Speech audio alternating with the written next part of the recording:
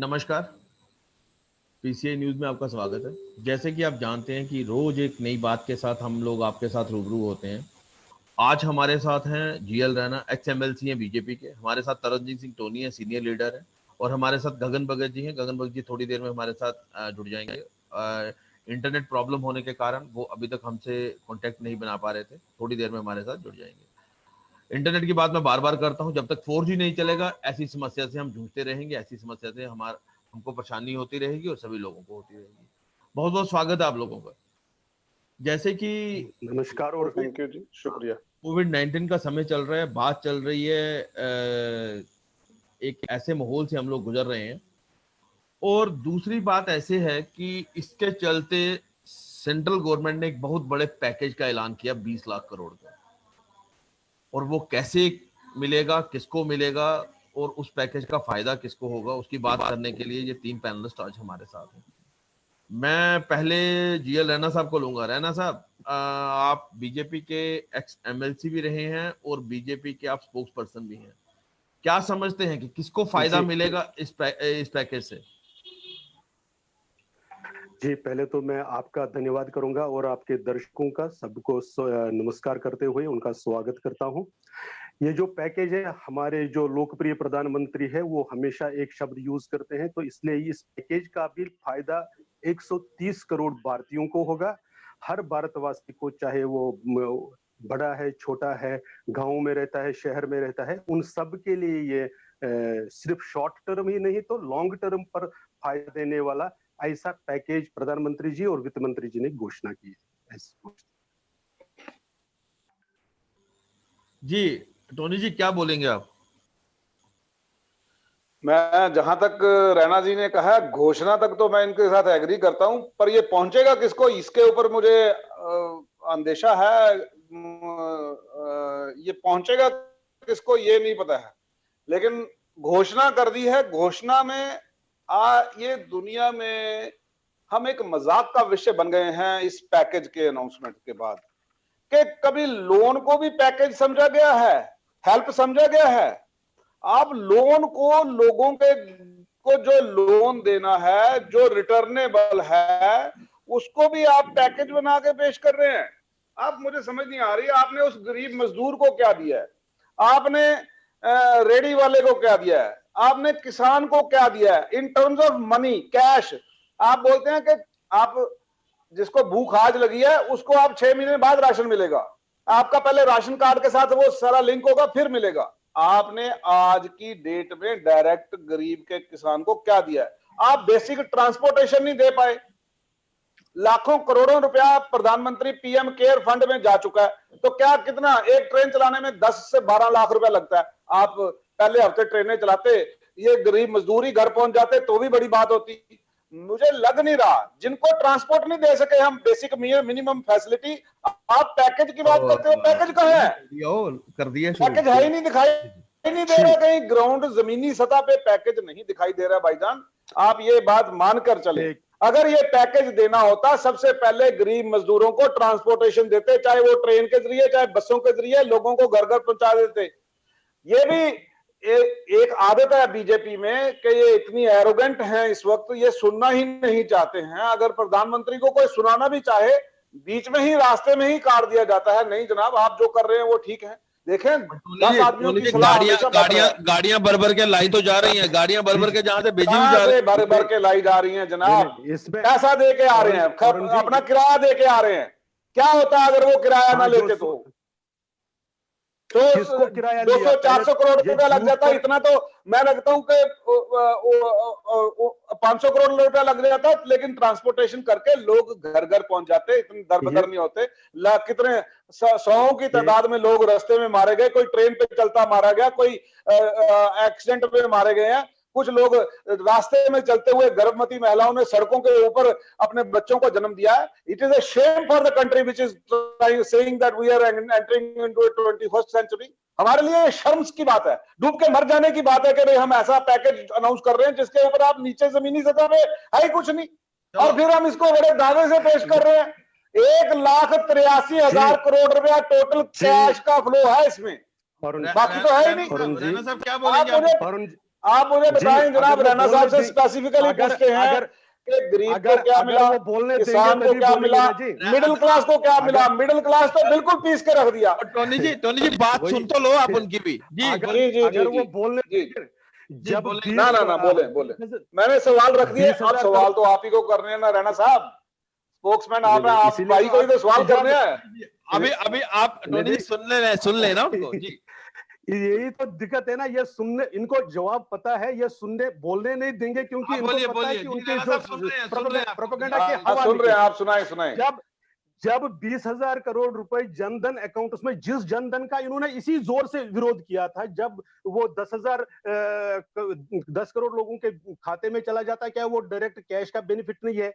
जब दूसरे जो बिल्डिंग वर्कर्स को लगभग 4,000 करोड़ रुपए का सीधे चले जाता है उनके अकाउंट्स में, क्या नहीं होता है? वो 6.81 करोड़ रुपीस जब लोगों के कितना डाला? 500 रुपया महीने का एलपीजी रैना साहब कितना डाला? 500 रुपया महीने, 2,000 रुपए महीने का। वो आप उसको कैलकुलेट 500 रुपया मिला अभी तक, सिर्फ 500 रुपया मिला रैना साहब। 500 रुपए से घर नहीं जो चलता। ग्राउंड पे मिला वो 500 रुपया पहली किस्त मिली।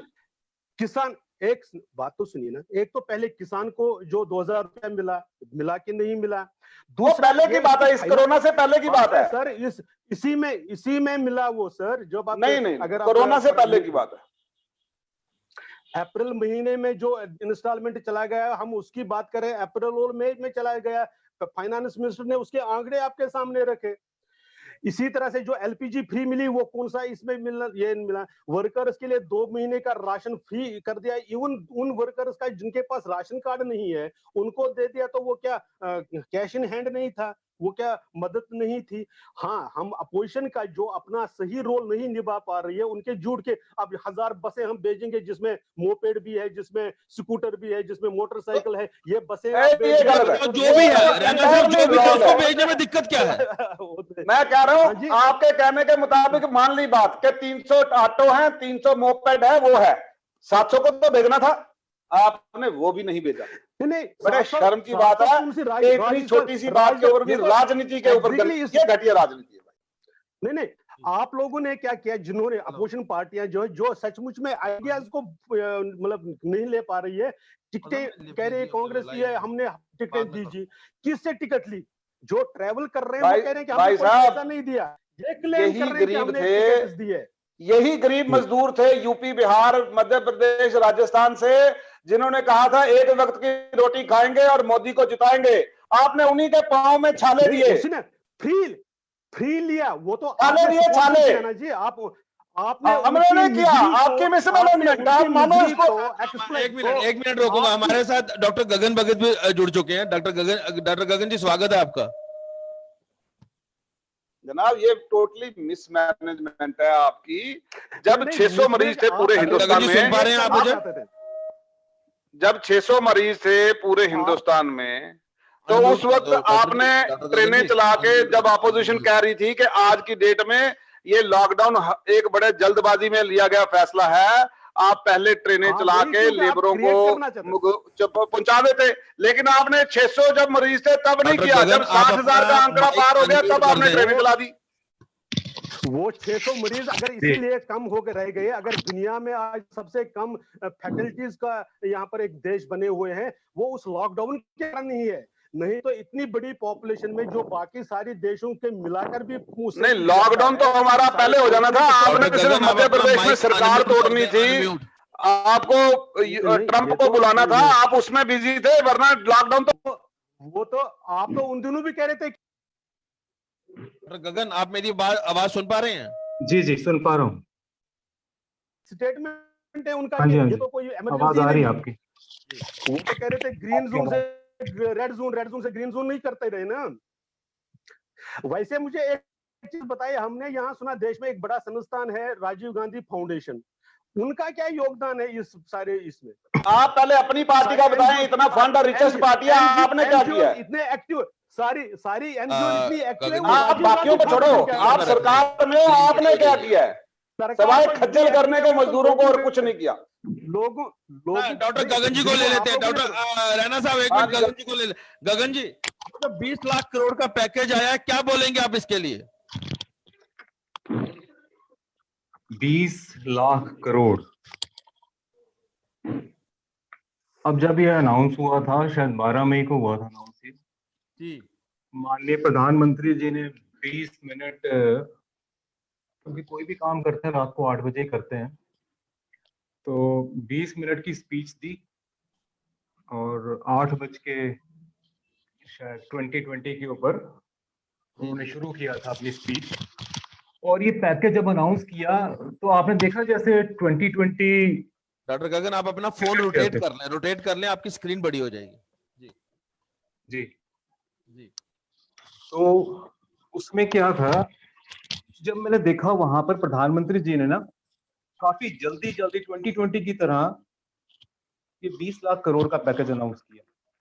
और मैं सच बताऊं, मुझे कहीं भी ये विश्वास ही नहीं हुआ कि प्राइम मिनिस्टर ऑफ इंडिया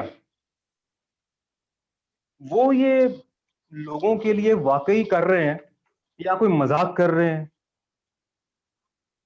क्योंकि आप देखोगे कि ऐसी बातें पहले भी बड़ी बार हुई और देश जैसे आर्थिक संकट से गुजर रहा है और जो हालात बने हुए हैं, मुझे लगता है कि ये समय नहीं है, अब ये टाइम नहीं है अब कि हम अच्छे दिन का इंतजार करें, जुमले की बात करें, आगे पीछे की बात करें। क्योंकि मैंने बड़े बारीकी से देखा जब इन्होंने पूरी 20 मिनट की अपनी स्पीच की। हालांकि मैं इकोनॉमिक्स का स्टूडेंट नहीं हूं, लेकिन फिर भी काफी ज्यादा अब इन्होंने, माननीय प्रधानमंत्री जी ने इतनी इतनी ज्यादा हर जगह बातें इन्होंने कर दी हुई हैं कि पढ़ना ही पड़ता भाई क्या चीज है ये, बोल के रहे कौन कौन सी बातें कर रहे हैं। डॉक्टर गगन जी, सीनियर आईएएस ऑफिसर हैं शफकत बटाली साहब, उन्होंने मैसेज भेजा है। उन्होंने कहा है जे रैना साहब, मैसेज शायद आपके लिए है। जी उन्होंने बोला है, जी people want to know how much money has been spent from PM CARES fund, can some panellist tell us the details of the same. मैं ही पूछूंगा, क्या उसकी डिटेल के साथ साझा की जाएगी? बिल्कुल। ट्रस्ट ने, जो पीएम केयर्स ट्रस्ट है, उन्होंने पूरा आंकड़ा दिया है कि जो पैसा ये जो इसमें डिपॉजिट किया गया है वो किस पर खर्च करने के लिए उन्होंने कहीं नहीं दिया गया ऐसा आंकड़ा, कहीं नहीं है ऐसी। बिल्कुल नहीं। आपको जो उनकी पहली मीटिंग हुई है जब प्राइम मिनिस्टर्स का ये अनाउंसमेंट है, उसी दिन इवनिंग में हुई, जिसमें वेंटिलेटर्स के लिए, जिसमें जो हेल्थ इंफ्रास्ट्रक्चर के लिए वो पैसा अलॉट हुआ है। मैं अभी इन स्पॉट, क्योंकि मैं टीवी इसमें से निकाल नहीं पाऊंगा। नहीं पीएम केयर से अलॉट हुआ है, बिल्कुल अलॉट हुआ है। ठीक कह रहे, 2000 करोड़ अलग, 3000 करोड़ अलग, इस तरह से वो अलॉटमेंट हुई है उसकी। लेकिन हाँ, वो जिसको हम फाइनेंशियल पैकेज कहते हैं वो नहीं है, वो हेल्थ इंफ्रास्ट्रक्चर पर फाइनेंशियल पैकेज की बात कर रहे हैं ना। जी गगन जी बोल रहे थे। जी गगन जी। हाँ, मैं बोल रहा था, देखिए ना, थोड़ा इसके ऊपर भी मैं आऊंगा, ये जो पीएम केयर्स के ऊपर मैं आऊंगा। पहले ये जो 20 लाख करोड़ है इस पे हम लोग बात कर रहे थे। अब देखेंगे सेम ऐसा ही पैकेज जो है ना, ये शायद यूएस ने भी अनाउंस किया था। 1.2 ट्रिलियन के आसपास का ये पैकेज था। लेकिन ना मुझे एक चीज थोड़ी सी क्लियर करनी है, थोड़ी सी लोगों से बात करनी है कि यहाँ पर इन लोगों ने क्या किया हुआ कि बड़ी ही चालाकी से, बड़ी ही चतुरता से क्या होता है कि लोगों को थोड़ी सी ना कुछ एक इकोनॉमिक टर्म्स होगी जो मुझे लगता है कि यहाँ बात करनी भी जरूरी है और बतानी भी जरूरी है। एक होती है मॉनेटरी टर्म, एक होती है फिस्कल। जो मॉनेटरी पॉलिसीज होती हैं ये बनाती है आरबीआई, जो फिस्कल पॉलिसीज होती है ये गवर्नमेंट बनाती है। बिल्कुल। जो रूलिंग गवर्नमेंट होती है वो बनाती है फिस्कल पॉलिसी, और मॉनेटरी मतलब आरबीआई, ये इंडिपेंडेंट बॉडी है। बिल्कुल, ये अपने तरीके से काम करती है। लेकिन अब कोई भी इंडिपेंडेंट नहीं रह गया इनके राज में। हाँ, अब देखिए ना यहाँ पर क्या हुआ। केज्ड पिजन्स तो हमारे राज में ये टर्म यूज किए ना कोर्ट ने। पता चल गया दुनिया को सर। जी सर, वो केज्ड पिजन्स तो हमारे लिए एक आ गया था ना। गिरधारी लाल जी, आपसे मैं गप लगाता हूँ, 2 मिनट मुझे खत्म कर लेने दीजिए। जी जी जरूर, क्यों नहीं। हाँ, पक्का। वैसे बड़ा मजा आता है बीजेपी वालों से गप लगाने का। पुराने साथी भी हैं आपके। पुराने साथी हैं। अब हम आगे भी शायद हो, अभी क्या पता है, क्या भरोसा है। अच्छा, मतलब आप ये आश्वासन दे रहे हैं कि गगन जी आपके साथ दोबारा आ रहे हैं? कौन अब नहीं तो आएगा? इसपे भारत को डेवलप करना है तो सबने एक ही इकट्ठे ही चलना है, हम सबने। हम तो मानते ही है कि ये टीम इंडिया है। शायद जी आप बात समझे नहीं, शायद इकट्ठे हम लोग आ रहे हैं, बिल्कुल आ रहे हैं इकट्ठे, लेकिन इधर वाले इकट्ठे नहीं, अब गिरधारी जी को लाएंगे ना इकट्ठे। टीम इंडिया में हम साथ ही चलेंगे। हम बिल्कुल टॉपिक से हट जाएंगे, टॉपिक से हट जाएंगे। जिस चलिए, लीडरशिप को चलिए जिस हम लीडरशिप लोग को बात कर दुनिया रहे थे मानती है, उसी लीडरशिप के अंडर। जी जी, तो हम यूएस थोड़ी जा रहे हैं जी, दुनिया तो ट्रंप को मान रही है फिलहाल तो, ठीक है ना, ठीक है। अच्छा, हम लोग बात कर रहे थे 20 लाख वाली पे बात, बड़ी चलाकी से, हेलो जी जी जी, सुन रहे हैं गगन जी आपको। हाँ हाँ जी, गवर्नमेंट ने बड़ी चलाकी से ना ये मॉनेटरी और फिस्कल को ना इकट्ठा बना दिया, वो इकट्ठा मिलाकर पेश किया है, और 20 लाख करोड़ का जो उन्होंने बताया ना पैकेज, ये अनाउंस कर दिया। लेकिन सही जो मॉनेटरी है, monetary it is 8 lakh crore, और जो 12 लाख करोड़ है दैट इज ओनली फिस्कल। मतलब गवर्नमेंट के पास जो है 12 लाख करोड़ है, जो आरबीआई के पास है ये आपका 8 लाख करोड़ है, जो रिजर्व मनी है, जो उनके पास पैसा पड़ा होता है ना। आरबीआई क्या करती है, ये पैसा मार्केट में लगाती है और इंटरेस्ट के रूप में, मतलब लोग कैश लोन के रूप में ये लेते हैं और ये करते हैं। हम सोचते हैं कि वो पैसा कैसे 8 लाख करोड़ आएगा, पैसा आएगा थ्रू लोन। अब यहां पर ये जो 20 लाख करोड़ प्रधानमंत्री जी ने अनाउंस किया है ना, ये मैं सोच रहा था ये डायरेक्ट ट्रांसफर होगा, मतलब लोगों के खाते में शायद डायरेक्ट ट्रांसफर होगा, लोन लेकिन कभी भी पैकेज नहीं होगा ना। हाँ, इन्होंने क्या किया, ये मतलब कुछ भी अगर प्रधानमंत्री जी कर रहे हैं तो ये एक लोन के रूप में कर रहे हैं, मतलब वो आपने चुकाना ही चुकाना है, ऐसा नहीं है कि वो पैसा आपने नहीं चुकाना, वो चुकाना ही चुकाना है। मतलब जो 20 लाख करोड़ है उसमें 3-4 यहां पर एजेंसियां हैं, एक तो मेरे ख्याल से HSBC एजेंसी है अपनी, इंडिया की है। उन्होंने जो अनाउंसमेंट किया है वो कह रहे हैं कि भाई 2 लाख करोड़ एक्चुअली, 20 लाख करोड़ में से 2 लाख करोड़ एक्चुअली जो गवर्नमेंट है वो लोगों को देने वाली है। और एक इंग्लैंड की कंपनी है, इकोनॉमिक सर्वे कंपनी है, उसने 1.5 लाख के आसपास कहा है कि जो मार्केट में आएगा, जो गवर्नमेंट ने 20 लाख का, उसमें केवल 1.5 लाख आएगा।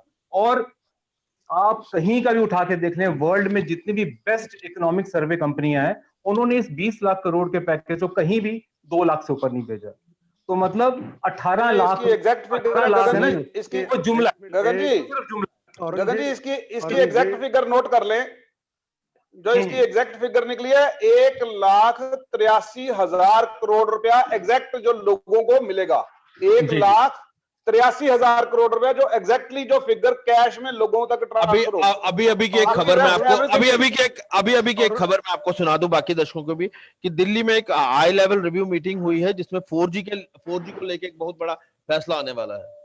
हो सकता है कि शुक्र है कहीं इसके पहले कोई 4G इंटरनेट चलाने की कोई कवायद चलाई जा रही है जी।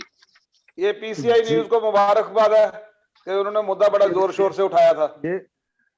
अब ये देखिए जी, को बड़ी मुबारक सरकार को भी बहुत बहुत बधाई, जो सेंसिटिव है, लोगों की बात को सुनती है, उनके सेंटीमेंट को समझती है और उसकी कदर करती है। नहीं, इनको डर लग रहा है कि सुप्रीम कोर्ट ऑर्डर न दे दे, इस करके वो पहले कर रहे हैं, बाकी कोई उनको सेंसिटिव नहीं है। दे बीन सेंसिटिव तो वो पहले करते थे जब बच्चों के इम्तिहान चल रहे थे। सुप्रीम कोर्ट के हाथ पैर मारने तो वो पहले करते जब बच्चों के एग्जाम चल रहे थे, जब उनकी ऑनलाइन क्लासेस चल रही थी तब। चलो सर, हम 4G पे बाद में करेंगे, पहले हम पैकेज पे बात कर लेते हैं। पहले पैकेज पर जरा हमें भी बताइएगा हमारा समय कब होगा। बिल्कुल गगन जी, अगर आपने मैं बोल लूं जी, गगन जी बता रहे हैं, उनको बोलने दो पहले। हाँ, अच्छा, मैं इनसे बोल रहा था, ये जो फिस्कल है इसमें 12 लाख करोड़ में ये कह रहे हैं पावर डिस्ट्रीब्यूशन में 90,000 करोड़ देंगे ये, और इसके अलावा स्ट्रीट वेंडर्स को 5 लाख करोड़। अब सबसे बड़ी बात है कि ये जितने भी प्रधानमंत्री जी और उनकी टीम जो अनाउंसमेंट कर रही है, ये लोगों को सिर्फ लोन के रूप में मिलेगी। और लोन में आप देखिए, लोन में लोगों को अब देखो जो इकोनॉमिक यहाँ पे स्लंपिंग आई है, जो स्लो डाउन हुआ ड्यू टू कोरोना, जो 2-3 महीने का ये लॉकडाउन हुआ है, उस कारण क्या हुआ है आपको तो पता ही है कि लोगों का क्या हाल है, और खास तौर पे सब लोगों का, मिडिल क्लास का, लोअर क्लास का क्या हाल हुआ है। और उसके बाद यही लोग जब लोन लेने जाएंगे तो अगेन मोर प्रेशर, मतलब यहाँ पर कोई भी रिलीफ नहीं मिलने वाला किसी को। और अच्छा, इसके अलावा एक और कि मिडिल क्लास और सैलरीड क्लास के लिए कुछ भी नहीं, जीरो, इनके लिए कुछ भी नहीं है यहाँ पर। और इसके अलावा सबसे बड़ा जो मुझे ना सबसे ज्यादा जो बुरी चीज उसमें लगी कि defence production, coal sector, power distribution और स्पेस सेक्टर, इसको दे आर गोइंग प्राइवेटाइजेशन। इसको प्राइवेटाइज करने के लिए इन लोगों ने इसमें प्रपोजल, अब आपका डिफेंस वही प्राइवेटाइज हो जाएगा, कोल सेक्टर प्राइवेटाइज हो जाएगा, स्पेस सेक्टर आपका प्राइवेटाइज हो जाएगा, पावर डिस्ट्रीब्यूशन प्राइवेटाइज हो जाएगी आपकी। तो इस प्राइवेटाइजेशन से आप खुद देखिए कि कौन सा हमारे इंडिया के कई एंटरप्रेन्योर्स होंगे जिनको फायदा मिलेगा, या कौन से लोग होंगे। जब प्राइवेटाइज हो गया फिर तो कोई भी लेगा, फिर तो बाहर से कंपनियां लेंगी आके। यहां पर तो कुछ नहीं हुआ ना, यहां पर तो इंडिया के लिए वो कहते हैं ना स्टैंड अप इंडिया, उसके लिए कुछ स्टार्टअप इंडिया, उससे कुछ नहीं होगा। सिर्फ बाहर के लोगों को, बाहरी कंपनीज को बेनिफिट मिलेगा और वहां मिलेगा। ये अगर इस तरीके से, अगर 20 लाख करोड़ का प्रॉपर तरीके से आप ऑपरेशन करें, इसकी सर्जरी करके देखेंगे ना, तो भारतवासियों के लिए कुछ भी नहीं, चलो बिल्कुल जीरो है। जी एक काम करते हैं, रैना साहब से अरुण जी, कितना आपने पूछा इसका जवाब ले जी। रैना साहब, गगन जी ने जी, बड़े ब्रीफ में सब कुछ बताया। लेबर लॉ की दलियां दर्जियां उड़ाती जी, अब अगर इजाजत हो, जिस तरह से हमने शांति से सुना, हम निवेदन बिल्कुल करेंगे बिल्कुल कि सर, हम वैसे भी इस तरह वैसे से ही बोलने सुनेंगे, का वैसे ही मौका देते हैं। मैं सबसे पहले तो एक चीज ध्यान में लाना चाहूंगा कि जो 2014 के बाद हुआ वो एक सिस्टमेटिक चेंज थी। वो लोगों को निर्भर बनाने की जगह आत्मनिर्भर भारत बनाने की तरफ एक चेंज हुआ था, और उसकी तरफ भारत बढ़ता जाता था। और अभी जो आदरणीय प्रधानमंत्री जी ने जो घोषणा की, वो भी आत्मनिर्भर भारत का एक साथी हमारे अभियान पूछ शुरू। रहे हैं आत्मनिर्भर प्लीज, भारत, सर उसी में पूछ लूंगा ना, आत्मनिर्भर भारत और जो दूसरा था मेक्स इन इंडिया, दोनों में फर्क क्या हुआ? चीज तो एक ही होगी। नहीं दोनों बता, हाँ जी मैं उस पर भी आऊंगा। पहले ये जो आत्मनिर्भर भारत के इन्होंने 5 पिलर्स घोषणा किए, जिसमें से इकोनॉमी साउंड फुटिंग पर खड़ी हो जाएगी और ये डिसेंट्रलाइज हो जाएगी, इस प्रकार की घोषणा है। उसके 5 पिलर्स भी उन्होंने आइडेंटिफाई किए, जिसको आप कोई नकार नहीं कर सकता। तो जिसको इवन यूएन एक्सपर्ट्स ने भी बहुत ही इंप्रेसिव वर्ड यूज किया कि इंप्रेसिव। तो सबसे इंपॉर्टेंट था कि इकोनॉमी एक क्वांटम जंप करे। ये जो इंक्रीमेंटल कि हम 2%, जिसको एक टर्म जो टेक्नोलॉजिकल टर्म्स लगाकर एक डिग्रेडिंग कर दे के हिंदू रेट ऑफ ग्रोथ कर दिया था, ये सारा कह दिया था। तो इकोनॉमी एक क्वांटम जंप करे, हमारे पास एक वर्ल्ड क्लास इंफ्रास्ट्रक्चर हो, इस प्रकार का सिस्टम ड्रिवन टेक्नोलॉजी और टेक्नोलॉजी ड्रिवन सिस्टम, इस प्रकार का एक करे। वाइब्रेंट डेमोग्राफी, और ये जो डिमांड हमारी, क्योंकि सारी दुनिया we are being identified as engine of growing world, तो जो हमारी यहाँ डिमांड है उसके लिए चेन, जो सप्लाई और डिमांड की चेन है, उसको दुरुस्त करना है। तो इन चीजों को ध्यान में देखेंगे। जो first trench of economic reforms हुआ था, तो एमएसएमई सेक्टर पर फोकस था।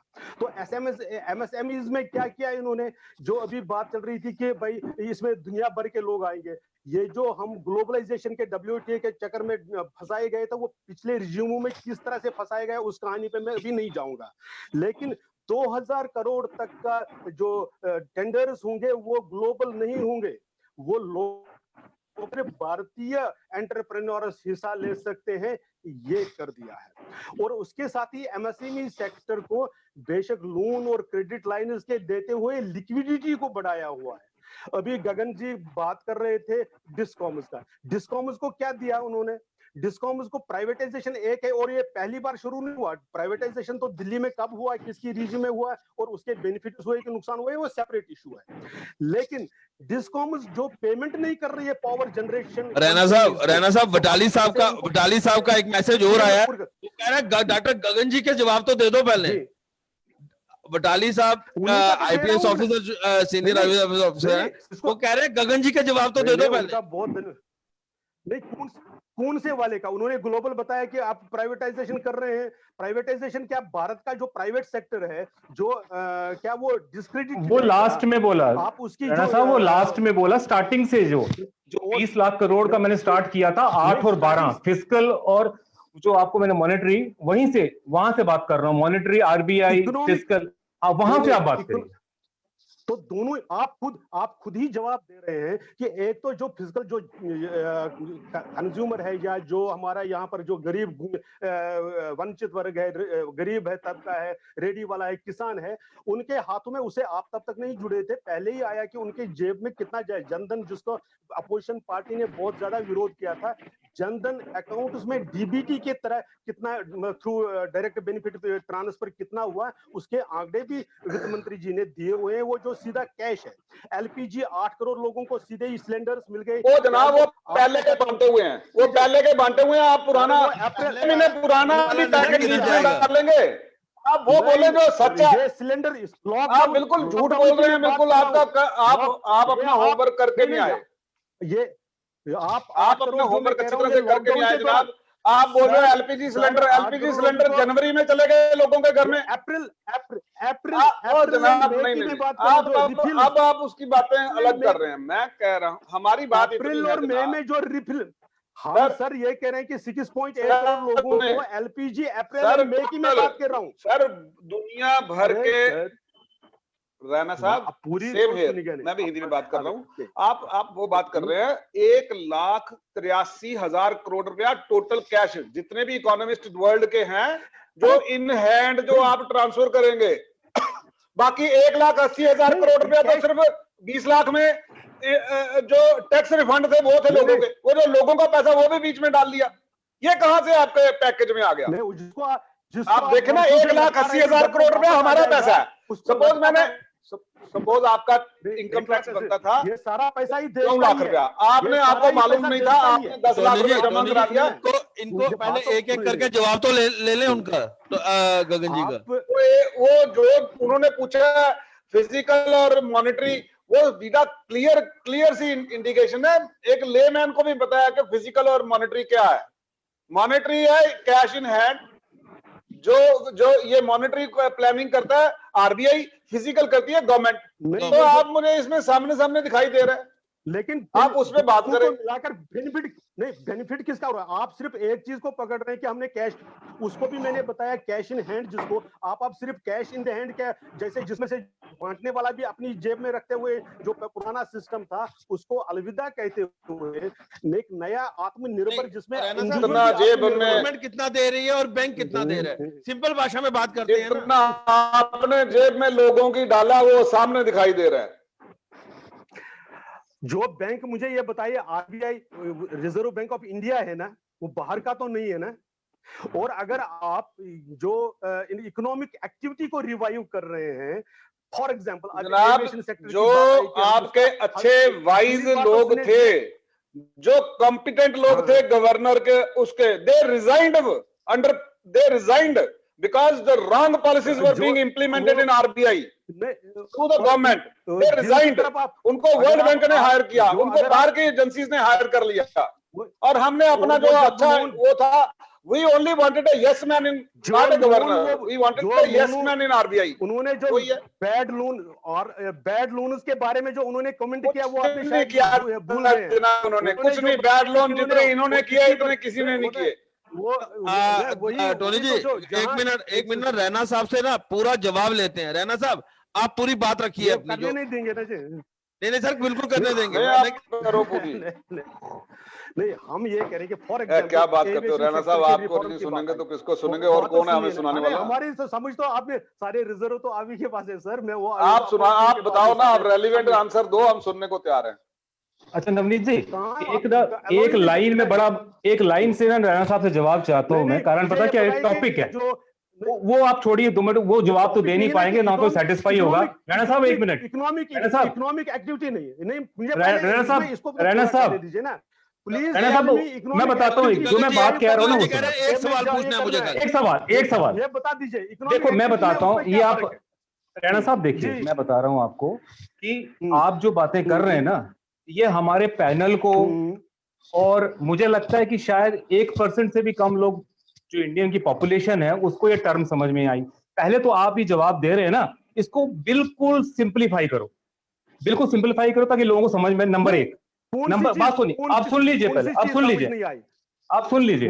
नंबर 2, आपने पीएम केयर्स की बात करी थी ना अभी, मैं आपको बताता हूं कि सबसे पहले मैंने ही ये सवाल उठाया था कि पीएम केयर्स का जो पैसा इकट्ठा हो रहा है, आप देख रहे हैं कि जम्मू में एक कंपटीशन लगी हुई है, चाहे आपका मंडल प्रधान है, चाहे आपका स्टेट प्रेसिडेंट है, चाहे आपके टुटपुंजे लीडर हैं, सारे के सारे ना, सारे के सारे जो है ना लीडर लगे हुए हैं पीएम केयर्स में देने के लिए। मैं आपको वैसी लैंग्वेज यार सुन पहले मेरी बात यार, पहले क्या प्रॉब्लम है? ओ गिरधारी लाल बात तो सुन मेरी पहले, मैं बात सुन, जो मैं कह रहा हूँ मेरी बात सुन पहले, गिरधारी बात सुन पहले यार, मेरी बात तो सुन यार, जो मैं कह रहा हूँ मैं आपसे बोलूंगा, बात तो सुने पहले। This is not the way. Girdhari ji बात तो सुनो, कौन सा तरीका है बात करने का भाई?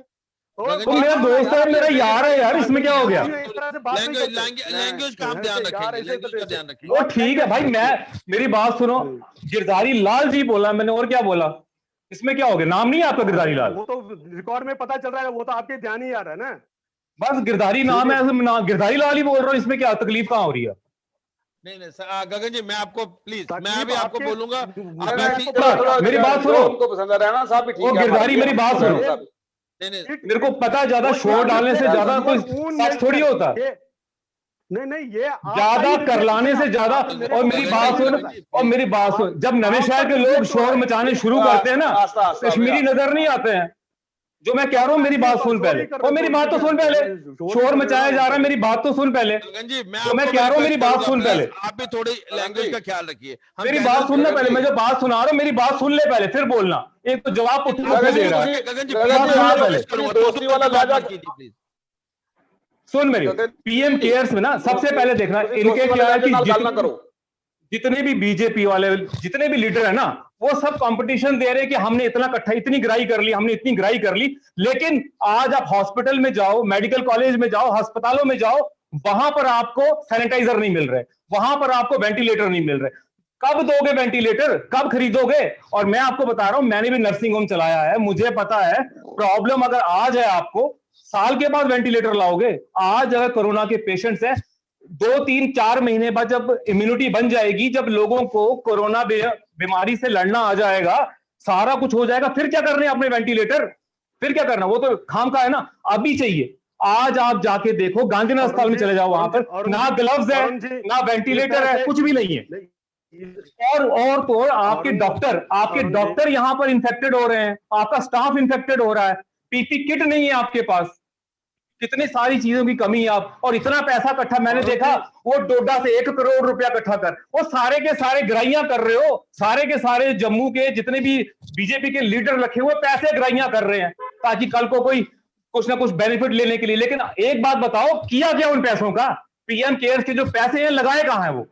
है नहीं, वो पैसे खाम खा लोगों से इकट्ठे करते जा रहे हैं। आप उसकी डिटेल दो ना, ये जो पैसे ले रहे हो वो खर्च कहां कर रहे हो?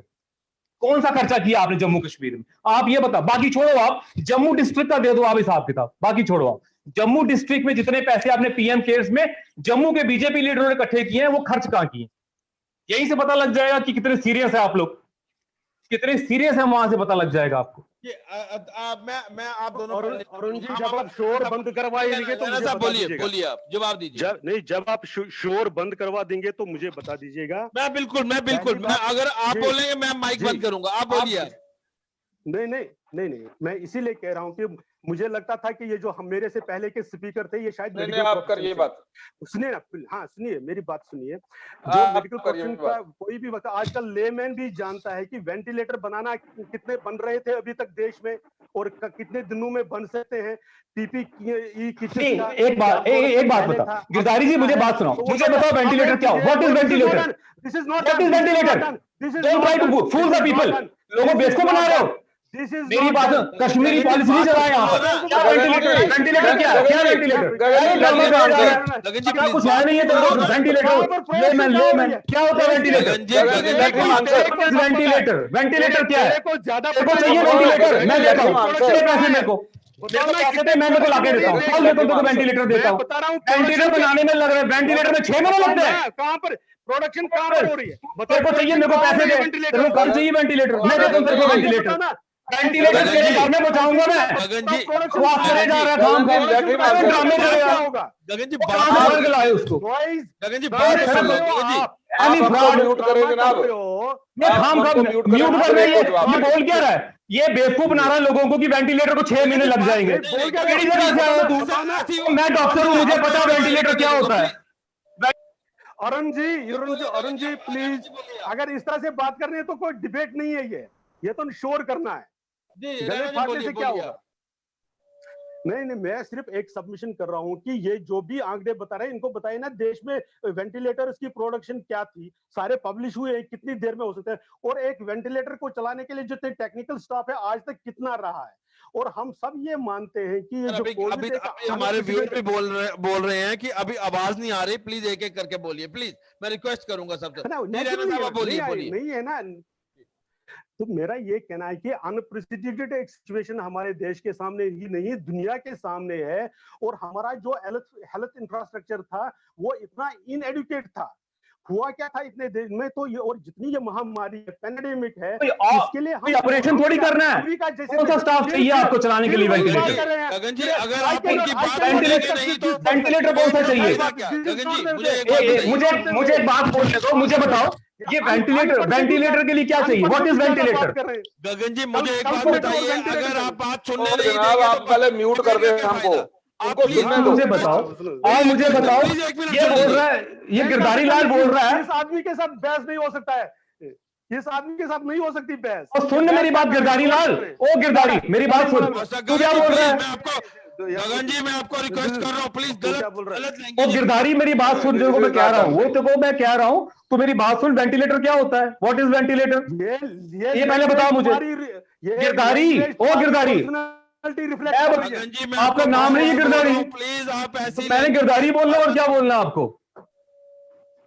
गिरधारी जी बताओ वेंटिलेटर। अरुण जी आप कर लीजिए बात। रैना जी बोलिए।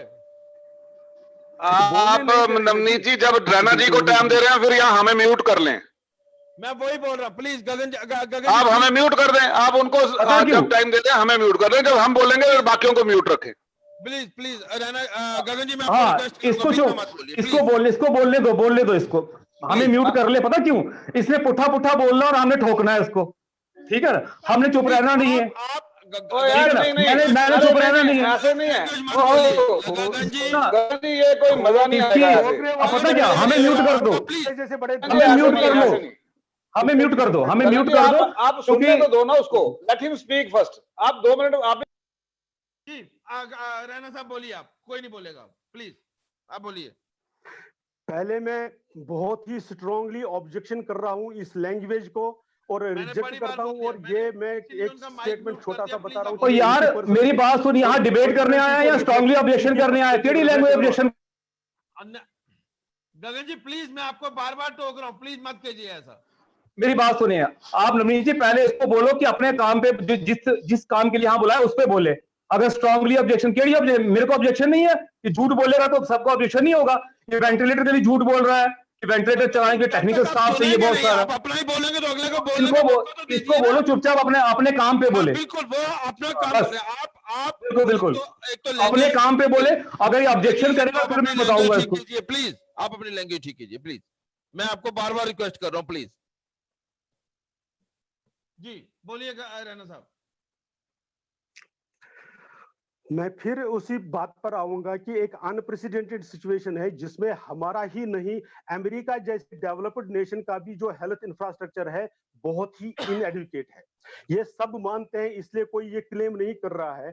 इसीलिए जो हमारे कोई भी इस चीज में रिक्वायरमेंट्स थी, चाहे वो पीपीई किट्स थी, चाहे वो हमारी टेस्टिंग की कैपेसिटी थी, वो सारी इतनी कम थी, और उसको साथ साथ बढ़ाते हुए यानी वो जो कैपेसिटीज हमारी है, चाहे वो पीपीई की प्रोटेक्शन की थी, चाहे वो वेंटिलेटर्स की थी, चाहे वो सैनिटाइजर्स की थी, उस सारे को इमरजेंसी मोड में इंप्रूव करते हुए, इंक्लूडिंग टेस्ट, ये सारा करते हुए, कोविड को उसके साथ फाइट करते हुए, इस कोरोना वायरस से लोगों की जान बचाते हुए इकोनॉमिक एक्टिविटी को कैसे रिवाइव किया जाए, ये एंश्योर करने की बात आई है। और उसी में सबसे ज्यादा फोकस जो शुरू में फर्स्ट ट्रेंच से शुरू हुआ, वो एमएसएमई सेक्टर पर हुआ, एग्रीकल्चर पर हुआ, वो रिलेटेड एक्टिविटी में, चाहे वो एनिमल हस्बेंड्री है, बी कीपिंग है, चाहे वो किसी भी है, इन पर हुआ। और इसमें डायरेक्ट जो एक अपोजिशन कोशिश कर रही है फोकस करने की कि भाई आपने कैश इन हैंड कितना दिया, मैं इसी बात को अंडरलाइन करना चाहता हूं, सिर्फ cash in hand is not important, वो कैश इन हैंड इस प्रकार से कैश दिया जाए, इस प्रकार से स्टिमुलस दिया जाए ताकि वो अर्न कर सके, वो उसका रिवाइवल हो जाए और वो इकोनॉमी भी रिवाइव हो और उसका इंडिविजुअल बेनिफिट हो। जहां पर इमरजेंसी है, फॉर एग्जांपल जो माइग्रेंट वर्कर्स मूवमेंट कर रहे हैं, उनकी भूखे ना रहे, इसलिए उनको फ्री राशन कैसे मिले, और फ्री राशन एडमिनिस्ट्रेशन से भी और जो एनजीओ की तरफ से भी कैसे एंश्योर हो। उनके मूवमेंट पर जोर डाला जी चलो इनको वापस बुलाना चाहिए, हालांकि उसमें भी कई लोगों की राय अलग अलग है। तो ट्रेन को श्रमिक एक्सप्रेसेस के कारण हमारे अपने ही स्टेट में 50 से 60 हजार तक लोग आ गए। अब आप देख लीजिए, जब हर दिन 5,000 4,000 लोग आते हैं तो हम उनको क्वारंटीन नहीं कर पा रहे क्योंकि एडमिनिस्ट्रेशन की कैपेसिटी नहीं है। एडमिनिस्ट्रेशन जहां जहां ले जाती है तो नंबर बढ़ रहा है हर दिन। टेस्टिंग हमारी कैपेसिटी 3,000 तक भी नहीं है, लोग आ रहे हैं 5,000, तो उनको जहां रखने की जगह जा रही है वहां पर उतनी जगह कम पड़ रही है। इवन होम क्वारंटाइन, इसीलिए रैना साहब आप मानते हो ना कि टेस्टिंग की कैपेसिटी नहीं बढ़ाई गई, इस चीज को तो मानते हो? थी नहीं है, नहीं बढ़ाई है, नहीं अब तो बढ़ाई है, लेकिन वो बढ़ाते हुए, यानी कैपेसिटी को बढ़ाते हुए भी बाकी की अब जैसे फॉर एग्जांपल जो आप ये कह रहे हैं कि कैश इन हैंड, अभी 45 डेज के अंदर ही एमएसएमईज को पैसा मिलना चाहिए, ये एक नॉर्मल ऑर्डर निकाला सरकार ने कि जो सरकार के पास बहुत दिनों तक पैसा रखा, कहीं 90 दिन से भी ज्यादा। अब ये जब इंडस्ट्रियल नवनीत जी ये एमएसएमई के लिए कितना पैसा रखा है? मदद नहीं है, अभी पूछूंगा कितना पैसा रखा है, इतना ही पूछ लो। रैना साहब, गगन जी पूछ रहे हैं कि एमएसएमई के लिए आपने कितना पैसा रखा हुआ है? जो फर्स्ट ट्रेंच में जो अनाउंसमेंट इन्होंने किया ना, इसमें से 5.94 लाख करोड़ था फर्स्ट ट्रेंच जो डिक्लेयर हुआ, जिसमें से मेजर पोर्शन अगर वो 90,000 डिस्कॉम्स और आप मानते हैं कि मतलब डायरेक्ट आप इस चीज को मानते हैं कि डायरेक्ट लोगों को फायदा होगा इस चीज का? आप अपने देखिए मैं नवनीत जी पहली बात तो मैं बता दूं, ये एमएसएमई के लिए मात्र 3 लाख करोड़ है, मात्र 3 लाख करोड़ है। फिर गलत इंफॉर्मेशन दे रहे हैं। 5.94 कोई नहीं है, 3 लाख करोड़, ओनली 3 लाख करोड़, ओनली 3 लाख करोड़ है बस। और आप देखेंगे बस। चलिए एक सवाल और पूछेंगे नवनीत जी, एक बात पूछिए कि N95 मास्क कितने लोगों के पास है, कितने स्टाफ के पास? वेंटिलेटर के लिए तो बनाने के लिए टाइम लगता है, यहाँ चलने के लिए टेक्निकल स्टाफ चाहिए, जैसे गिरधारी जी बोल रहे हैं। अब N95 जो मास्क है वो आपके कितने मेडिकल स्टाफ के पास है, इतना पूछो। जी रैना साहब बताइए।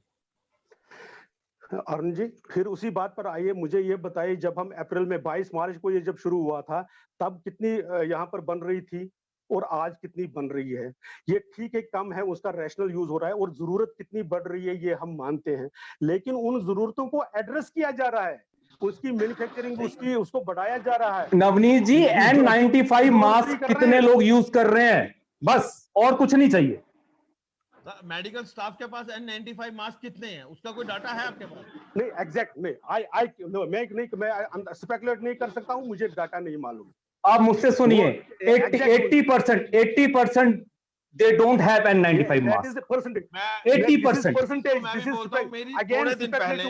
थोड़े दिन पहले मेरी बात हुई, क्योंकि मेरे एक पर्सनल रिलेशन है, एक पुलिस ऑफिसर है, मैं नाम नहीं लूंगा, तो वो उनको मैंने पूछा कि आप बिना मास्क, सिर्फ मास्क पहना हुआ था, पीपी किट नहीं थी। वो कहते एक तो पीपी किट हमारे पास है भी नहीं, और दूसरा हम पीपी किट पहन के काम नहीं कर पाएंगे, और वहां पे भी लोगों के पास पीपी किट नहीं है। इस चीज की तो कमी है ही। दूसरी बात मैं आपको पूछूंगा, वो तो एक्सेप्ट कर रहे हैं ना, वो एक्सेप्ट कर रहे हैं ना, वो हर कोई एक्सेप्ट करता है। हाँ, कमियां उन्होंने है, साथ में एक चीज लेकिन और पूछी था, government could not help poor migrant labour, no transport for them, food provided by NGO. ठीक है ना? तो मुझे बताओ, जब एनजीओ खाना दे रही है तो गवर्नमेंट क्या कर रही है? आपको पता होगा जम्मू में बहुत सारी एनजीओ नहीं जी। सरकार ने भी दिया नहीं सर, जो एडमिनिस्ट्रेशन दे रही है वो डिस्ट्रीब्यूट कर रही थी, वो क्या सरकार नहीं दे रही थी? मैंने कहा है एडमिनिस्ट्रेशन प्लस एनजीओ, उनके एनजीओ का हमारा रैना यहाँ साहब। रोल है। जी राणा साहब, जी may I say something? बताइए ना प्लीज। मेरे भाई, आप एक बात कह रहे हो ना, मैंने ये जो इंटरनेशनली जितने भी इकोनॉमिस्ट हैं और जितने पैनल हुए हैं, उसका एक निष्कर्ष निकला है, जो निचोड़ निकला है इस पैकेज का।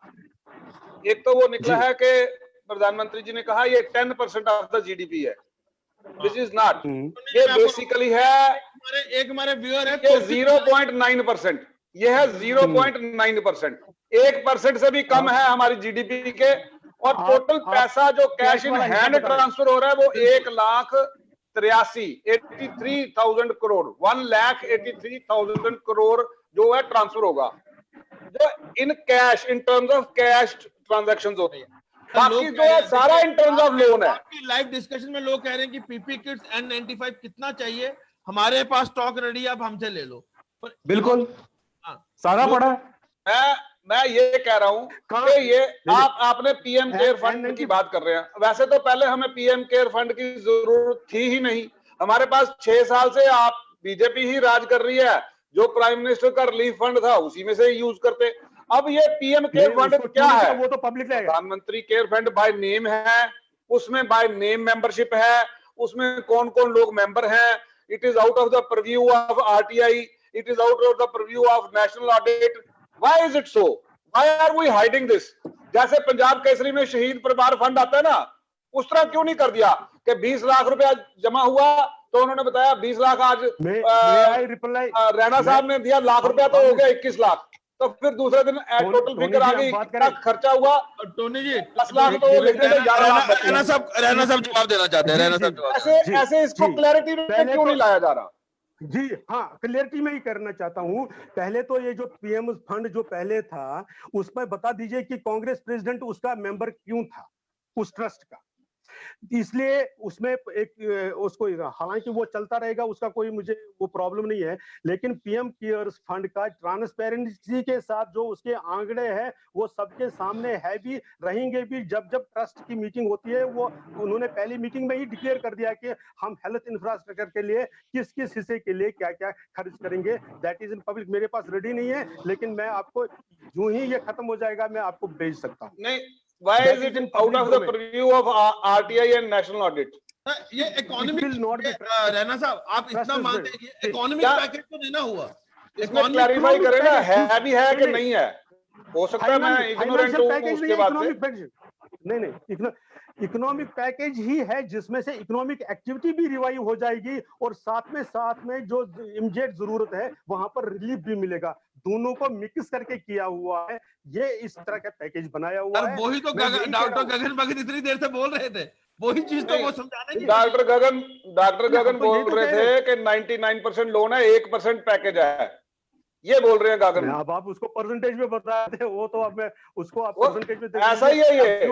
आप गगन से पूछो, मगन से पूछो, मुझसे पूछो, किसी से मर्जी पूछो, लेकिन ये है कि 1% से भी कम 0.9% जो है वो इन टर्म्स ऑफ पैकेज है, बाकी जो है वो सारा लोन है। से नहीं होता ना sir, loan can not be turned as a package,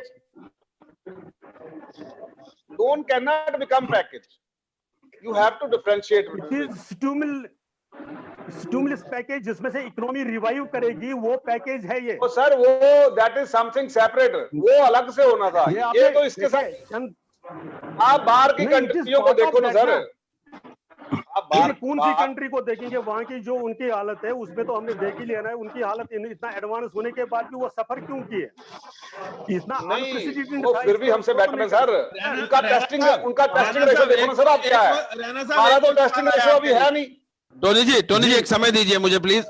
एक और सवाल आया कि पीएम केयर फंड की जरूरत ही नहीं थी जब we have a official fund for disaster management.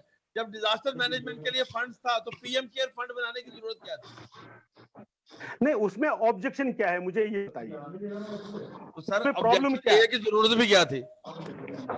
नहीं, जरूरत ये कि जो हमारे हेल्म पर है, जब उनको लगा होगा तभी तो बनाएंगे ना, ऐसे नहीं। We must respect that decision. Audit में आएगा ये हर बार 100 क्यों नहीं आएगा? क्यों नहीं आएगा? जब आरटीआई लगा के आप पूछ सकते हो सर, आरटीआई नहीं लगा सकते। रैना साहब आपको नहीं, पूरी बात तो सुनना। जो भी ट्रस्ट पर जो भी लॉज लागू होंगे वो भी इस ट्रस्ट पर भी होंगे। उसके लिए स्पेशल अलग से कोई ऐसा तो नहीं होगा ना कि इट विल बी। क्या बोलेंगे आप इसके लिए जो रैना साहब बोल रहे हैं? अब रैना साहब क्या बोल रहे हैं मुझे समझ ही कुछ नहीं आ रहा, ठीक है ना। अब कुछ बोल रहे हैं, क्या बोल रहे हैं समझ में नहीं आया। बेसिकली पता क्या है, प्रॉब्लम यही है। अब क्या है कि भारतीय जनता पार्टी ना, इन्होंने क्या किया हुआ है, पब्लिक से अपनी दूरी बड़ी बना ली। कारण ये है, आज आप जितना भी मेडिकल स्टाफ है, आप देख लीजिए, जितना भी मेडिकल स्टाफ है, जो those who are fighting on the forefront for corona, जिसमें आप सिक्योरिटी पर्संस देख लें, आप मेडिकल देख, ये सारे लोग जो है ना, आप इनसे पूछ ले कि आज रियलिटी असलियत में इनको दिक्कत कहां से आ रही है। दिक्कत इनको प्रॉब्लम से आ रही है कि इनकी जो एडमिनिस्ट्रेशन है, जो मैनेजमेंट है, और खासकर जो पॉलिसी ये बना रहे हैं, इस कारण प्रॉब्लम आ रही है। बाकी और कहीं भी प्रॉब्लम कोई नहीं आ रही है। आप देखेंगे कि जब जो कोरोना शुरू हुआ था तो उस टाइम, आज लॉकडाउन इन्होंने शुरू किया, जब अप्रैल में लॉकडाउन शुरू किया, उससे पहले चाइना में दिसंबर का शुरू हो गया था। अब चाइना के बगल में हम लोग रहते हैं, और आपको पता है जब ये कंटेजियस है, ये फैलता है एक दूसरे से, तो इतने बगल में हमारे वो कंट्री है, पड़ोसी मुल्क में वो फैल रहा है, और उसमें हम लोगों ने क्या लिया, जो एनडीआरएफ है या बाकी दूसरी चीजें जो है सरकार ने बनाई है, उस टाइम आप देखेंगे जो हाउडी मोडी ये सारा चल रहा था, जो ट्रंप है, ट्रंप को आप घुमा रहे हो, और उसके बाद फिर अगले महीने क्या कर रहे हो, गगन जी हम सरकार तोड़ रहे हो, सरकार बना रहे हो, ठीक है ना। नटशेल में ये है कि सरकार was not serious for corona, ill prepared, कोई उनको तैयारी कोई नहीं थी उनको। और उसके बाद अभी भी आप देख लो, केयर फंड जो है सीएजी के ऑडिट में भी नहीं आता। सीएजी के ऑडिट में नहीं आता, ऑडिट में आता, कहीं भी नहीं आता, कहीं जगह नहीं आता। वो कहते हैं कि जो पीएम है, ये पीएम साहब की पर्सनल जेब है, इसमें डालते जाओ। और क्या है इसमें बताऊं आपको मैं, भाजपा के, क्योंकि सिर्फ एक बात कंक्लूड करना चाहूंगा, मैं आपको बताता हूं पीएम केयर में बीजेपी के, मैं आपको बताता हूं बीजेपी के जो लीडर हैं, ये क्यों एक से एक बढ़कर क्यों इसमें कंट्रीब्यूट कर रहे हैं, मैं बताता हूं। इसलिए कंट्रीब्यूट कर रहे हैं कि जो ज्यादा करेगा, कल को जब गवर्नमेंट बनेगी तो एमएलसी बनने का रास्ता खुल जाएगा। जैसे गिरधारी जी अपने एमएलसी बने हैं, हम लोग तो इलेक्शन लड़के जीत के आए ना। अब बीजेपी में कई ऐसे लोग हैं जो एमएलसी कल भी बनेंगे और कोई मंत्री भी बनेंगे, तो ऐसे लोगों के लिए द्वार खुल जाएगा कि पीएम केयर्स में ज्यादा कंट्रीब्यूट करो। हमारा सवाल यह है कि भाई वो पैसा जो है आप खर्च क्यों नहीं कर रहे हो? उसके N95 मास्क, उसका सैनिटाइजर, उसका वेंटिलेटर, आपको मैं कई कंपनी के एड्रेस दूंगा, आप आज पेमेंट ट्रांसफर करो, कल जितने मर्जी वेंटिलेटर ले लो, आप जितने मर्जी ले लो। आज हमें जरूरत है, हमें मिलेगा ही नहीं, फायदा क्या? पीएम केयर फंड से पैसा खर्च हुआ है, लोगों को पैकेज भी समझ आ गया। नहीं, मैं बीजेपी से नहीं हूं, नार आई एम डिफेंडिंग बीजेपी, लेकिन पीएम केयर फंड से पैसा जो है खर्च किया गया है फॉर मास्क, फॉर वेंटिलेटर, उन्होंने काफी पैसा उसको ट्रांसफर किया है। लेकिन मेरा सिर्फ जो सवाल था, हमें उस पर कोई वो दो राय नहीं है, बन गया फंड ठीक है, लेकिन it should be in the preview of RTI and national audit, ये हम चाहते हैं, क्योंकि लोगों के सामने हो तो है। बाकी और कोई हमें किसी से वो नहीं है कि भाई अगर आपको किसी चीज पे एतराज है, आपने नया फंड क्रिएट हो गया डन। टोनी जी, ये चीज इस चीज का काफी डिस्कशन और बात हो गई। रैना साहब कुछ बोलना जी? रैना जी, दो चीजें। एक तो मैं इस समझ पर, जानकारी पर कि अब यहाँ आगे एमएलसी पर्सनल अटैक को मैं छोड़ते हुए भी, जो पर्सनल अटैक है कि अब यहाँ पर लेजिस्लेटिव काउंसिल नहीं है, इसलिए जिनको ये डर रहता है कि वो आगे एमएलसी बनने के लिए ये है, वो बनेगा, स्टेट भी बनेगा, अभी स्टेट भी बनेगा, काउंसिल भी बनेगी। चलो हम आने वाले टाइम में स्टेट भी बनेगा, काउंसिल भी बनेगी। हम अपने टॉपिक को नहीं हटाएंगे। बीच बीच बीच बीच में आ गया ना वो। दूसरा, मैं ये कह रहा हूँ कि जितने भी ट्रस्ट पर जो लॉ देश के लागू होंगे वो पीएम केयर पर भी होगा, और अगर उसमें कुछ चेंजेस हो गए, हमारी सरकार इतनी सेंसिटिव है, वो उसको चेंज भी करेगी, वो ऐसा इश्यू नहीं है। और वहां का पैसा खर्च कैसे हो रहा है, जैसे मैंने पहले भी बताया था, वो डिटेल आया उन्होंने पहली मीटिंग में है, ये किसी की मर्जी से नहीं चलेगा, वो ट्रस्ट जब मीटिंग करेगा वो उससे हो जाएगा। बिल्कुल। लेकिन मैं हमें एक चीज और, पीएम केयर फंड प्लीज की मेरी और को बात पूरी पैकेज कर, की जो बात समझ आ गई, पूरी बात जहां तक आई। जी जी, उसमें एक डोमिसाइल लॉ के लिए क्या एक बोलेंगे रैना साहब आप? डोमिसाइल लॉ, एक ये डोमिसाइल लॉ के लिए जो क्या बोलोगे? 15 साल के लिए बोला है, वो 15 साल कब से शुरू हो रहे हैं जी? हाँ नवनीत जी, ये 15 साल कब से शुरू कर रहे हैं? किससे पूछ रहे हैं आप गगन जी? ये मैं भाजपा से ही पूछ रहा हूँ जी, अपने रैना साहब, गिरधारी जी से पूछ रहे हैं। तो रैना 15 साहब, साल कब से शुरू कर रहे हैं?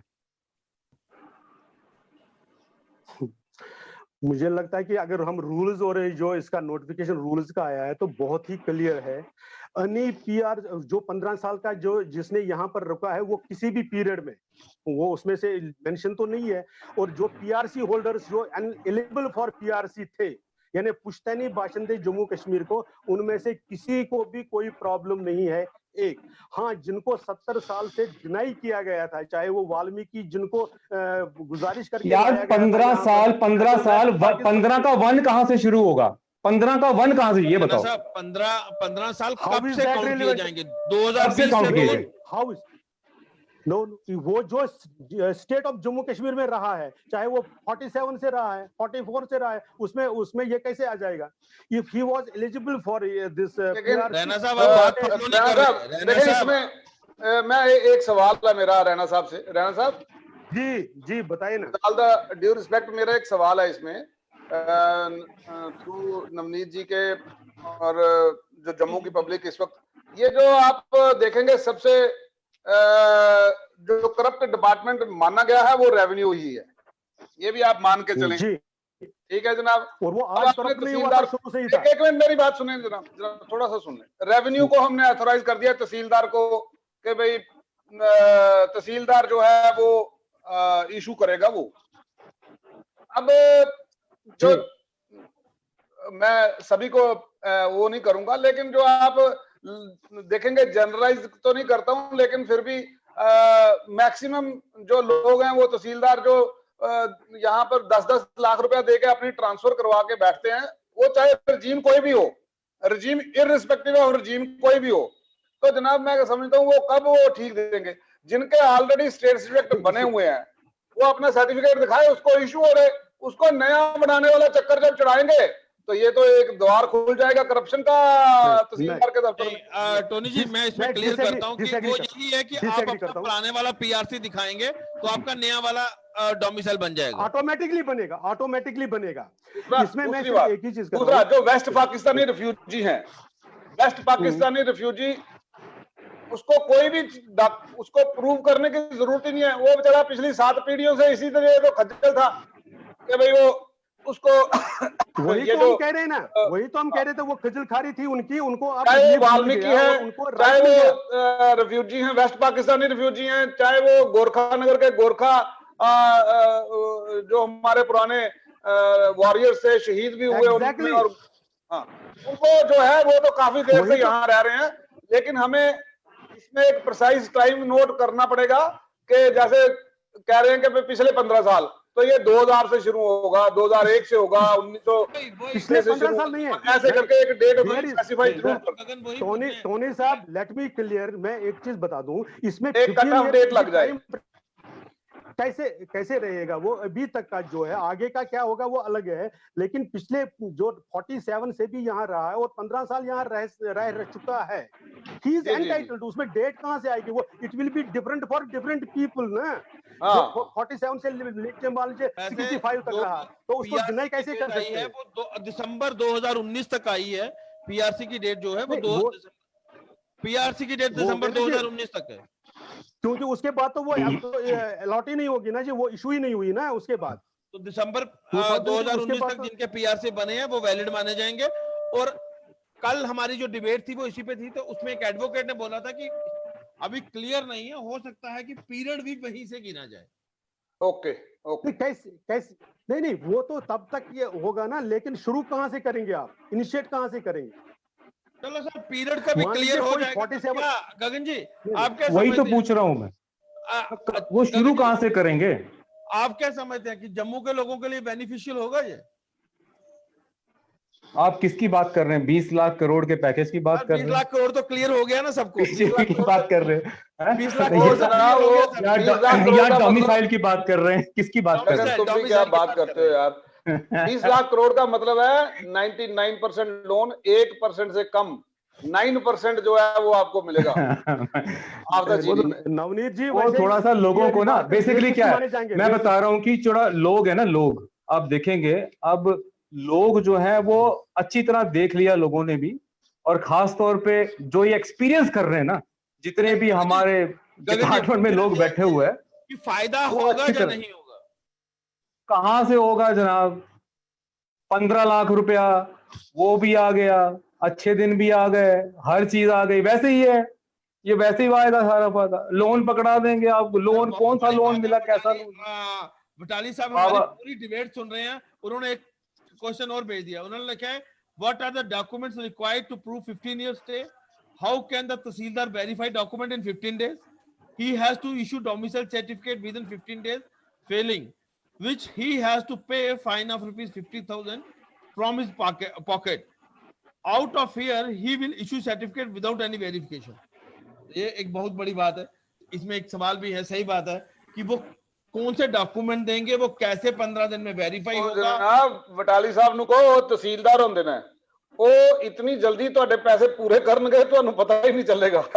वो 2-4 गलतियां हो जाएंगी और दे देंगे। अनुभव है उनका, हाँ 70 साल का एक्सपीरियंस है उनका, तो इसलिए तो वो तो कर लेंगे। लेकिन अगर मान लीजिए इसमें नवनीत जी, अगर कोई मान लीजिए इशू है, ये सारा प्रोग्रेसिव है, आगे उसमें बदल भी हो सकती है अगर ऐसा, लेकिन ऐसा कुछ दिख नहीं रहा है। क्योंकि मान लीजिए 15 साल कौन सा रहने वाला है, एम्प्लॉइज है, उनको डिपार्टमेंट रैना साहब, वो एक लीगल इशू है, उसमें हम जाएंगे। वो डॉक्यूमेंटेशन बन गई, डॉक्यूमेंटेशन बन गई। हम ये बताओ, क्या जम्मू कश्मीर के लोगों के लिए ये बेनिफिशियल होगा या नुकसानदेह? 100% बेनिफिशियल, 100% बेनिफिशियल। कैसे? नहीं, इसमें जॉब सिक्योरिटीज की हमारी बात नहीं हुई सही तरह से। हमारी जॉब सिक्योरिटीज की बात नहीं होगी फिर। देखें, हमारी जॉब सिक्योरिटी का जो सिस्टम है वो इसमें खराब हो रहा है। आपने 50 लाख रुपया मलिक साहब ने बोला था, तो 50 लाख नौकरियों का वो आज तक पेंडिंग पड़ा है। नवनीत जी, इसीलिए तो वो पेंडिंग था ना, नवनीत जी, डोमिसाइल डिफाइन ये जब मैं आपको बोलिए, हमारी जॉब नवनीत जी, सिक्योरिटी का मसला एक बात है, हो जाएगा। आप देखें कि क्योंकि आरएसपुरा में सबसे ज्यादा वेस्ट पाकिस्तान रिफ्यूजी, आप देखेंगे ना, जैसे आपने देखा होगा, जो हमारे कश्मीरी रिफ्यूजी हैं, जो अपने कश्मीर से आए आफ्टर 90, जो आए, उनको आपको पता ही है जो बेनिफिट मिला, जॉब भी मिले, फायदा भी मिला। उसके बाद फिर ये जो अपने 47 के और छम्ब के जो रिफ्यूजी आए, इनको 5 लाख का पैकेज मिला, ठीक है। अब WP जो वेस्ट पाकिस्तानी रिफ्यूजी हैं, इनको वो जनाब उनका गवर्नमेंट कुछ नहीं 25 मिला, लाख था, सिर्फ 5 ही दिया। बिल्कुल 25 लाख रुपया था जो वो 5 ही मिलेगा, वो 5 ही मिलेगा, वो 5 ही मिलेगा और कुछ नहीं मिलेगा।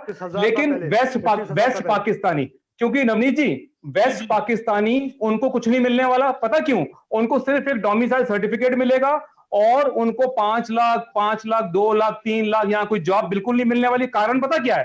कारण ये है क्योंकि वेस्ट पाकिस्तानी रिफ्यूजी जो हैं, मैक्सिमम वो जो हैं वो दलित लोग हैं, they belong to schedule caste community. और यहां ये दिखता है कि जो बीजेपी है, it is against the SC community, और तभी इन लोगों ने कोई कुछ भी ऐसा पैकेज जो है उनके लिए अनाउंस नहीं किया। और इनको देखा, ये बात कैसे बोल सकते हैं आप? सामने उनकी पार्टी में ऐसी लोग भी तो हैं। अच्छा, क्या लद्दाख के लिए भी सेम डोमिसाइल ला इशू हुआ है? अब वो उसको शिफ्ट नहीं कर दी। इसमें नवनीत जी एक पहले मैं बता दूं आपको, चाहे वो दलित है, चाहे वो, इसलिए आज तक तो उनके लिए लड़ाई लड़ी किसने? अगर उनको ये हक दिया गया वेस्ट पाक रिफ्यूजीज को भी, आखिर उनकी वॉइस उठाई किसने? सबसे पहली बात तो उनको एक proud citizen of this state as this UT as well as India एक घोषित कर दिया। ये कोई छोटी बात नहीं, ये रियल एम्पावरमेंट है। और आप उनको जॉब करने क्या एम्पावरमेंट है? लोन भी बेचारे ने खुद लेना है, नौकरी निकल नहीं रही, नौकरी मिलनी नहीं है, वो क्या प्राउड? क्या आपने जैसे 5 लाख रुपया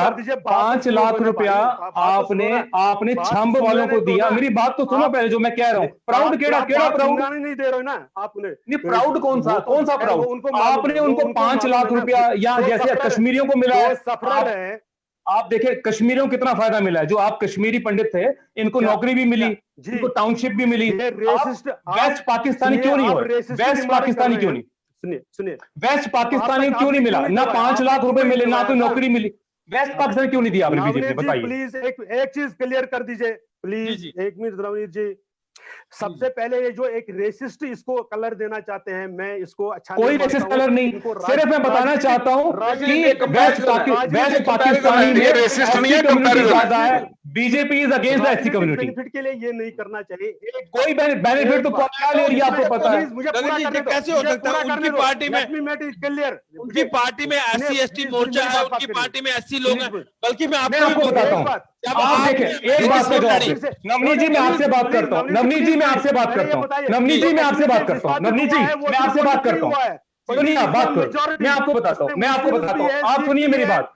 मैं बीजेपी को यहाँ एक्सपोज करता हूँ, मैं बात जी मैं बात करता हूँ। नवनीत जी मेरी बात सुनिए, आप मैं आपको बताता हूँ, आप मैं बताता हूँ आपको, मैं बताता हूँ। आप देखें BJP is a big anti SC party. कारण मैं बताता हूं, पता कैसे? आप देखें जम्मू एंड कश्मीर स्टेट में, जम्मू एंड कश्मीर स्टेट में एससी कम्युनिटी ज्यादा है या कश्मीरी पंडित पॉपुलेशन ज्यादा है? नंबर 1 आप देखेंगे कि एससी कम्युनिटी कितनी ज्यादा है after Muslims it is SC community. लेकिन जब काउंसिल में मेंबर्स बनाने की बात आई तो बीजेपी ने 2 कश्मीरी पंडित बना दिए और एक भी एससी कम्युनिटी का जो मेंबर है वो काउंसिल में नहीं भेजा, बिल्कुल नहीं भेजा। 2 कश्मीरी पंडित भेज दिए। ये दिखाती है कि BJP is a big party that is anti Dalit, anti schedule caste, anti schedule tribe. आपने भी तो बीजेपी से इलेक्शन लड़ा था। बहुत पर्सनलाइज कर रहे हैं ना, बहुत पर्सनलाइज कर रहे हैं। मैं बात कर रहा हूँ west Pakistani refugee SC community है, इसलिए कुछ नहीं मिलेगा उनको। आप एक सर्टिफिकेट देख के गलत ये तो ऐसे करने से सर्टिफिकेट दे रहे हो, आपको इस तरह से करने से कोई फायदा नहीं मिलने वाला है। आम लोग जानते हैं, आपके बारे में भी जानते हैं। यार वो छोड़ो, वो बात कह रहे हैं आम के जान पे बनवा के देना जाके उसको। गलत क्या करें? डोमिसाइल सर्टिफिकेट तहसीलदारों से आसान काम है बनाना। दूसरी बात जो मैं कहना चाहता हूं, जो कश्मीर का विस्थापित है वो सिर्फ एक समाज का नहीं है, उसमें मुस्लिम्स भी हैं, उसमें सिख समाज से भी है, उसमें कश्मीरी हिंदू भी है, उसमें नॉन कश्मीरी हिंदू भी है। और उनको जो बेनिफिट क्लेम किया जाता है, 2008 में जो पैकेज अनाउंस हुआ आज तक पूरा नहीं हुआ, वो पिछले 1.5-2 साल से उस पर काम बढ़ रहा है, तो इसलिए उसको भी गलतफहमी है। सेकंड, जो मैं एमएलसी बना तो वो इलेक्टेड फ्रॉम कश्मीर प्रोविंस था, जम्मू में से उसमें से नहीं था, इसलिए गलत बता रहे हैं, बयान ही कर रहे हैं। भाई एससी कम्युनिटी क्यों नहीं बनाई? फिर एससी कम्युनिटी क्यों नहीं बनाई? एससी कम्युनिटी क्यों नहीं बनाई? आप तो थे ना, आपको तो वो तो मैं वही नहीं, आपने क्यों नहीं बनाया? एससी कम्युनिटी क्यों नहीं बनाई? जो डिस्ट्रिक्ट एससी कम्युनिटी क्यों नहीं बनाई? करने के लिए उसने किसकी एससी कम्युनिटी क्यों नहीं बनाई? इसके ऊपर पूरी बहस एक बार फिर से करेंगे। हाँ बिल्कुल करेंगे। एक चीज का जवाब दीजिए, डोमिसाइल लॉ। और दोबारा गिरधारी को जरूर बुलाना। मेरे टाइम पे ना जब बीजेपी का होता है ना, गिरधारी को जरूर बुलाया करो, क्योंकि बड़ा मजा आता है इससे बात करने का। बेचारा ना बड़ा सीधा बंदा है, लेकिन है बड़ा चालू है। ठीक है ना? गलत बात नहीं, तुम्हारी रिफ्लेक्शन है, पर्सनैलिटी तुम्हारी कैसी डेवलपमेंट हुई है ये वो रिफ्लेक्ट करती है। राणा साहब मुझे ये बताइए कि डोमिसाइल लॉ जेएनके के लिए इतनी जल्दी गवर्नमेंट ने निकाला, लद्दाख के लिए क्यों नहीं? नहीं, लद्दाख का तो सेपरेट, ऑल टुगेदर सेपरेट है ना, वो तो यूटी स्टेट ही है उस ढंग की है कि जिसमें एसटीज का अपने आप ही लागू हो चुके हैं, वो तो पहले से ही वैसे नहीं। उसमें जो वो उनका एक्ट जो है इसमें हिल काउंसिल के नाते वो तो पहले ही उनके साथ रिजर्व है ना सर। उसमें तो जो हिल काउंसिल्स बनी है उसका आप देख लीजिए, उसमें जो लैंड वगैरह सारा यूटी बन गई तो जो लॉज जो लॉज जम्मू कश्मीर नहीं, के नहीं, लिए वो तो- वही लॉज वहां होने चाहिए ना। नहीं नहीं, कैसे नहीं, जरूरी नहीं ना, सेपरेट। अब तो दो हिस्से हो गए ना। लेकिन वहां पर जो हिल काउंसिल के नाते जो प्रोटेक्टेड ऑलरेडी है, उसको दोबारा प्रोटेक्ट कैसे करेंगे आप? करेंगे जब वो प्रोटेक्टेड है ऑलरेडी। उसको तो आपको समझ लीजिए ना, वो गवर्नमेंट सेंट्रल गवर्नमेंट ने आपके जो कमिट किया है ना कि हम स्टेट जम्मू कश्मीर को स्टेटहुड बनाएंगे, ठीक है? डेफिनेटली वो प्रधानमंत्री का बयान है, वो तो प्रधानमंत्री का बयान है, वो तो होम मिनिस्टर का बयान है कि स्टेट बनाई जाएगी। हाँ बनेगी ना, उसमें कैसे स्टेट बनेगी, लेकिन उसमें लद्दाख अलग ही रहेगा, जम्मू कश्मीर स्टेट बनेगी। लो स्टेट बनेगी ना, उन्होंने ये तो बोला ना स्टेट बनने के लिए। प्रॉमिस। चलो हमारी जम्मू कश्मीर लद्दाख स्टेट नहीं बनेगी। किसी मुद्दे तक हम लोग पहुंचे नहीं, बात चली हमारी। अब एक मैं फाइनल वर्ड बोल दूं जनाब। जी जी जी जी, फाइनल वर्ड मैं चाहूंगा कि मैं रखूं इसके ऊपर। जी जी। एक तो ये जो पैकेज आया जनाब, ये पैकेज 20 लाख करोड़ जो पैकेज आपने अनाउंस किया, इसमें से सिर्फ और सिर्फ 0.9% repetition 0.9% actual transaction of money होगी इन कैश। बाकी जो है, जो 10% ऑफ द जीडीपी क्लेम किया गया, उसमें से सिर्फ 1% भी पूरा नहीं, 0.9% टू बी प्रिसाइज। मैं बोल रहा हूँ जी जी, बात हो चुकी है काफी लंबा, एक सवा घंटे से ऊपर का प्रोग्राम हो गया अटॉर्नी जी। मैं सभी लोगों से, और मैं आपको बता दूं कि जो बात हमारी चली उसमें ये चीज है कि बात हुई 20 लाख करोड़ की, वो कैसे कैसे आएगा, उसमें लोन का अमाउंट ज्यादा है, वो आर्थिक मदद नहीं है, ठीक है? तो वो कैसे आएगा उसके ऊपर रैना साहब ने भी अपनी टिप्पणी रखी, तरनजीत सिंह टोनी जी ने भी और डॉक्टर गगन जी ने भी। उसके बाद बात चली डोमिसाइल की, डोमिसाइल के ऊपर भी उन्होंने अपना अपना प्रोडक्ट दिया, सबने खुल के बात हुई। मैं आप लोगों का धन्यवादी हूं और आप लोगों का शुक्रगुजार हूं कि आप लोगों ने समय निकाला हमारे लिए, और बड़ी गर्मजोशी में भी वो चली। अगर इसमें किसी ने एक दूसरे को गलत शब्द बोले हो तो उसके लिए मैं आप लोगों से माफी चाहता हूं, और चाहता हूं कि न्यूज चैनल पे आके हम लोग एक दूसरे के ऊपर वैसे ही बात करें, एक दूसरे के ऊपर पर्सनल प्रहार ना करें। और आप लोगों का शुक्रिया, बहुत बहुत धन्यवाद। एक बार इस डिबेट क्योंकि लंबी जानी थी, एक बार इसके ऊपर फिर से बात करेंगे। बहुत बहुत धन्यवाद आपका। जय हिंद, जय भारत। जय हिंद।